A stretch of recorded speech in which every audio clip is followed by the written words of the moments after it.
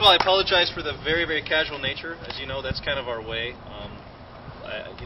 We came out here to test and explore the limits of the car. It kind of annoyed us a little bit that our record was taken away, to be honest with you, and we started talking back at the fort that we never really developed here at Laguna Seca. It's a very respected track, and there's some history there. I mean, we were here back in '97 years ago, so in the back of our hearts there's this pull to want to come back here and see what the car can do. And our engineer Chris Winkler is the guy who set the record. It's a .33, 1.33.914, which is over a second faster than the last previous record held by the Devon GTX. And before that, we had the record before that, so it's not unusual territory for us.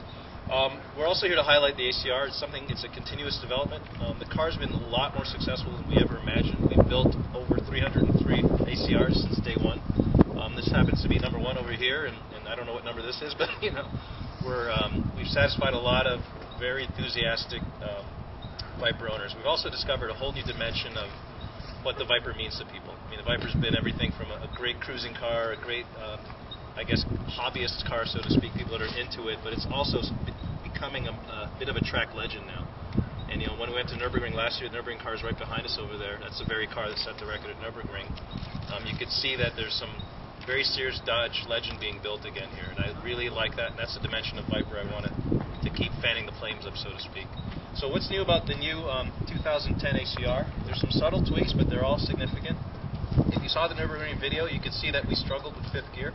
So we went back and we've engineered a new fifth gear going from 0.74 to 0.8, and that's on all Vipers going forward. Our test drivers have been talking about the shifter height for quite a while, so we've reduced the heights of the shifter on all ACRs. We'll get a lower, short throw shifter, and we can confer with Mr. Scheinling later for all the actual details. There's also a new wing on the new ACR.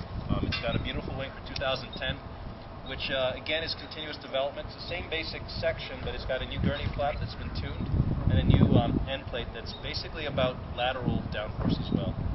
So those little vents and the fundamental shape of it help in lateral, in yaw situations versus just straight on downforce. So again, continuous development of the car. The other trend you're going to see for the last 500 cars we announced on the 4th, we're going to really listen to our owners and see what we can do to make the last 500 cars as special as possible, as collectible as possible.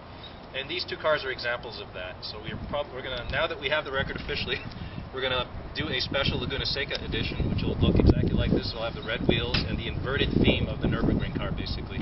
So that'll be available to owners. We'll be opening up orders in the next few weeks here. And then the version of my personal car here is Voodoo, we call it, based on my Haitian heritage. It's a bit of an internal tongue-in-cheek joke.